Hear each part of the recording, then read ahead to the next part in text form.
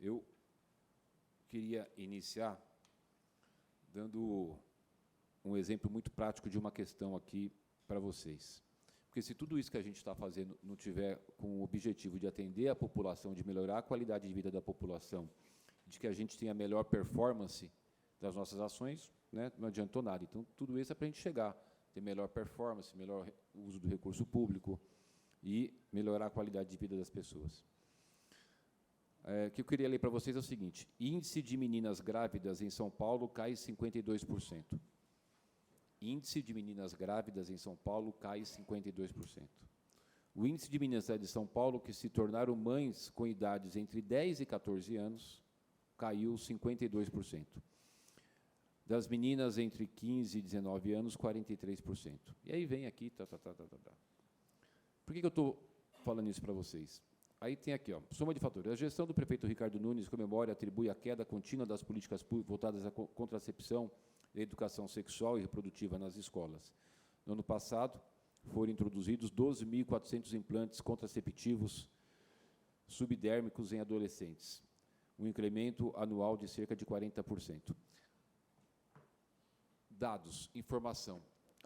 Eu tenho um problema danado, porque a minha cabeça gira, eu sou empresário, né, então a minha cabeça gira em torno de dados. Toda vez agora que eu estou indo falar, as pessoas falam, você precisa falar menos de dados e mais de emoção.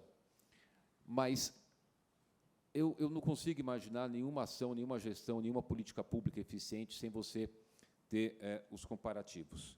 Aqui, o Antônio Carlos falava o seguinte: não se gerencia o que não se mede. Não é impossível. Né? O Naline falou, não se pode planejar sem evidências. E por que eu iniciei fazendo essa leitura de tantos e tantos casos que a gente tem na cidade, que resultaram em políticas públicas por conta do levantamento de dados? Quando a gente percebe uma quantidade muito grande de meninas grávidas abaixo de 14 anos, e, lógico, estou falando aqui em gravidez não planejada, aí a gente começa a tentar entender o porquê daquilo e definir as políticas públicas.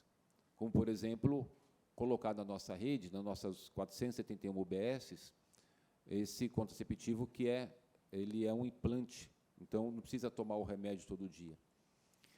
E aí você começa a ter uma política pública de resultados, e aí a gente vai chegando no nosso objetivo.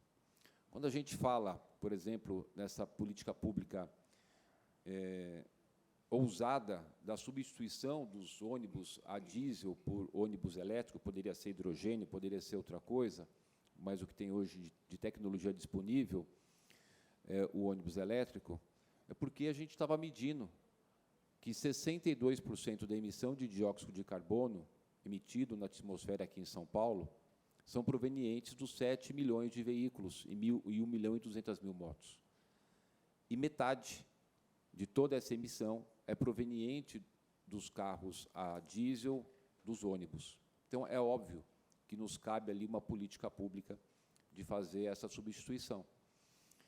Então, é fundamental que a gente possa ter mecanismos, e a questão da certificação busca exatamente isso, para que a gente possa fazer as medições e poder buscar os nossos resultados, os nossos objetivos.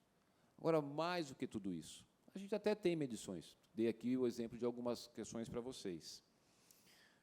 Mas a questão é da gente implantar uma cultura.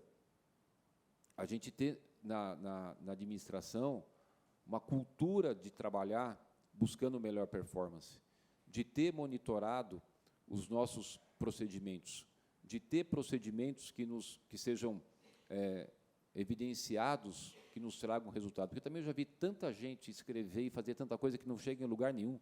Vocês imaginam, às vezes tem pessoas da Prefeitura que chegam para mim com os relatórios de páginas. Eu falei, pô, mas você perdeu tanto tempo para escrever tudo isso, para a gente chegar nesse ponto específico aqui e ganhar tempo e chegar no resultado, né? Então, a gente precisa ter também uma ação bastante importante de valorização do nosso tempo. A cidade de São Paulo, a cidade de 12 milhões de habitantes, depende de nós, 130 mil servidores, para poder fazer a gestão e cuidar da vida de todas essas 12 milhões de pessoas.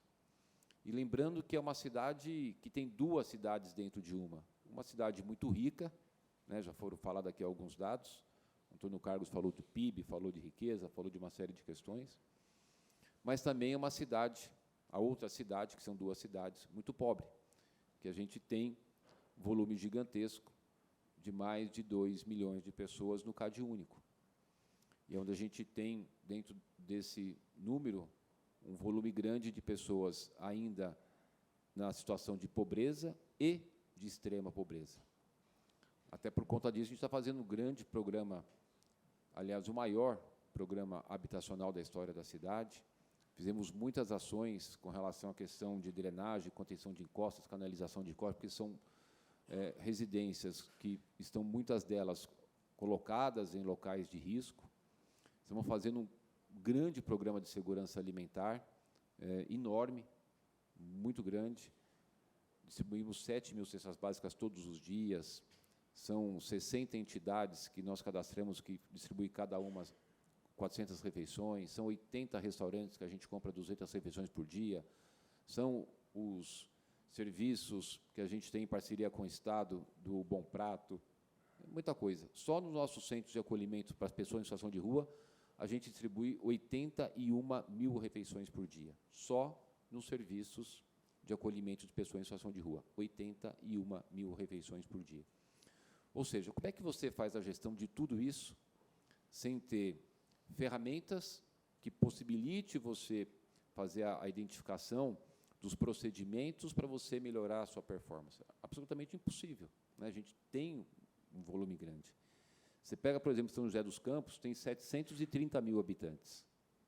Só o distrito do Grajaú tem 385.000 habitantes. Humberto falou que nós temos 32 subprefeituras, mas são 96 distritos. A gente tem os nossos distritos maior do que mais de 80% das cidades. Então, olha do que nós estamos falando, né? Eu sempre gosto de contar uma história, Humberto, que meu papai chegou de Portugal com 14 anos. Né? Em Portugal tem 10 milhões de habitantes, o país, nós temos 12.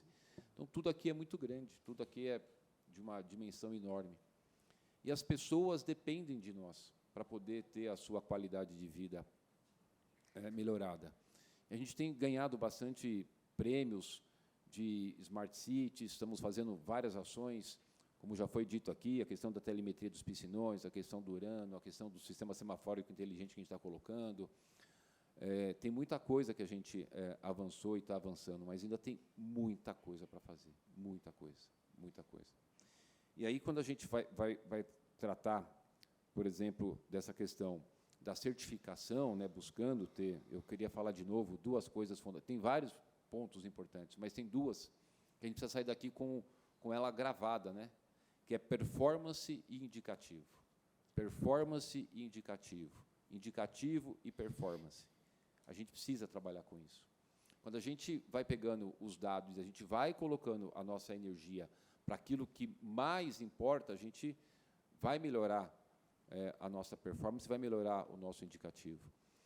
Por exemplo, a gente pode, todos nós aqui, ficar muito feliz. O resultado do último terceiro trimestre do desemprego do ano passado, a gente chegou no menor nível de desemprego desde 2015. Ou seja, desde 2015 a gente chegou agora no menor nível de desemprego, 6,7%. No país, 7,8%.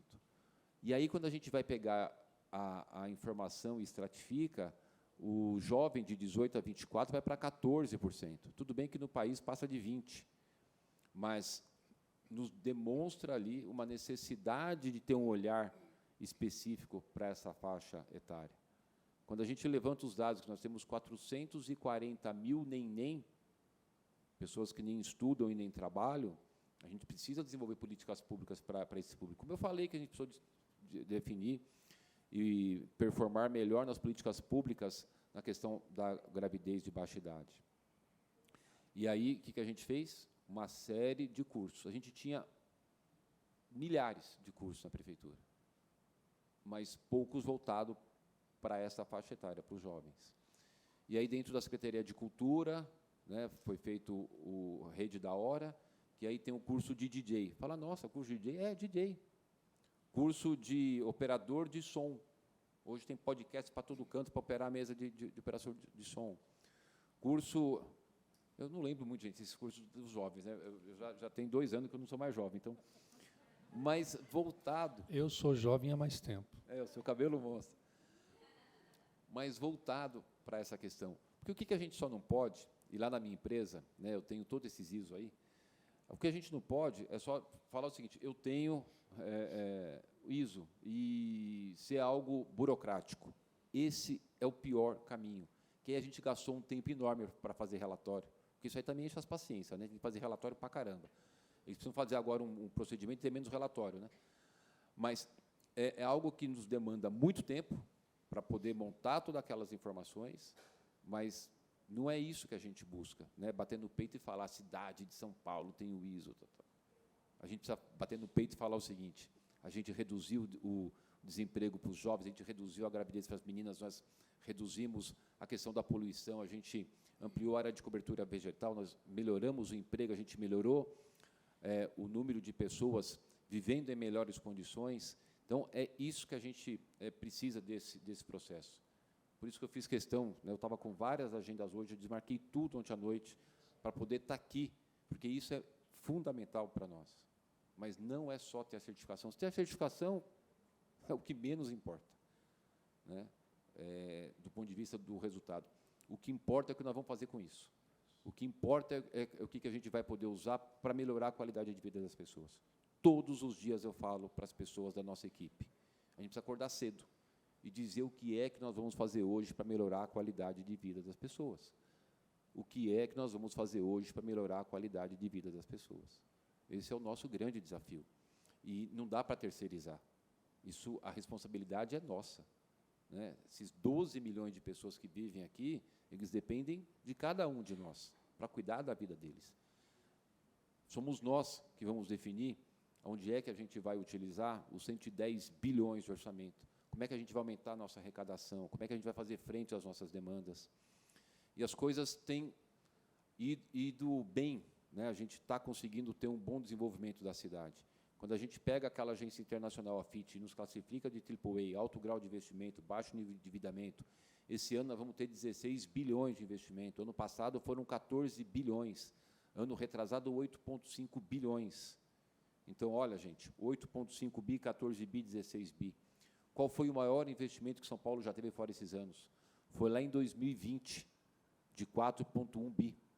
Então, quando a gente vai melhorando a nossa capacidade de atrair os empreendedores, de atrair a atividade econômica, e vamos aumentando a nossa arrecadação, e olha que a gente reduziu impostos de vários setores.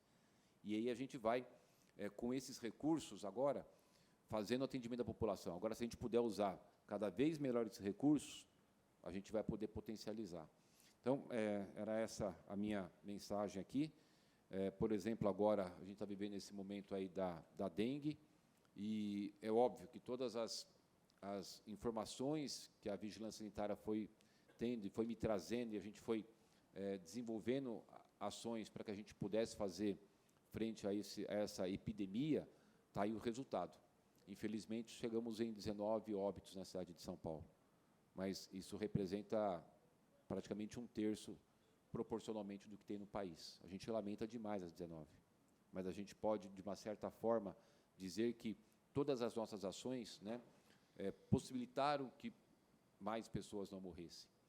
A gente fez aquilo que tinha que fazer, chamamos 703 pessoas do concurso público ano passado, colocamos as iscas de ferormônio, contratamos 20 mil iscas, fizemos a contratação de drone, aplicação de larvicida para o drone, saímos de 2 mil para 12 mil agentes de visitação nas residências, de 30 veículos para 96 veículos de aplicação de nebulização. O Ministério da Saúde mandou só 3 mil e poucos litros de produto, a gente comprou mais 20 mil litros. E todos esses desafios colocados, a gente conseguiu, com os dados, né, fazendo as análises que a Secretaria de Saúde vem desenvolvendo, né, eu pego, recebo lá aqueles gráficos todos, a gente vai monitorando e vendo quanto é que a gente tem que colocar. A gente teve uma reunião algumas semanas atrás, e estava lá o secretário da Fazenda, o Arellano. E aí vem o secretário da Saúde e fala, a gente precisa fazer mais isso, precisamos fazer mais isso, mais isso, mais isso. Quanto é que vai custar? 200 milhões.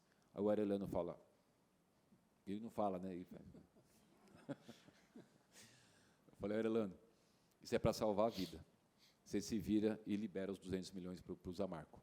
Então, essas ações todas, né, que nos faz ter possibilidade de fazer o enfrentamento daquilo que a gente precisa, é muito importante. Quantos minutos eu falei? Você não marcou? 4 minutos, você tem mais 6. Meu Deus, não, chega. Eu já falei demais. Enfim, o que eu queria dizer é que vocês são muito importantes, não para mim, para o prefeito, não para a secretária, para o secretário. Vocês são importantes para 12 milhões de pessoas. A vida delas depende de cada um de vocês. Depende de cada um de nós. E a gente tem essa responsabilidade. A nossa ação diária pode melhorar a vida das pessoas ou pode piorar a vida das pessoas. E o que as pessoas precisam é de oportunidade de serem felizes. Essa responsabilidade está na frente daquele aparelho que vocês se colocam na frente para passar maquiagem ou para pentear todos os dias. Chama-se espelho. Olhem para aquela pessoa no espelho e fala, essa responsabilidade é minha. Obrigado, sucesso para nós.